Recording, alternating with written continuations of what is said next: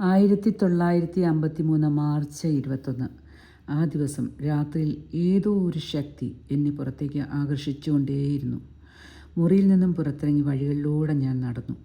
ഏറ്റവും അടുത്തുള്ള ഉദ്യാനത്തിലേക്ക്. അന്ന് വരെ ഞാൻ അനുഭവിക്കാത്ത രീതിയിലുള്ള നടത്തം. ഒരു നദി പോലെയുള്ള ഒഴുകൽ. എന്നിലെ ശരീരം അപ്രത്യക്ഷമായതുപോലെ. എൻ്റെ ഉള്ളിൽ പ്രവഹിച്ചുകൊണ്ടേയിരുന്നു ഒരു പ്രത്യേക ഊർജം.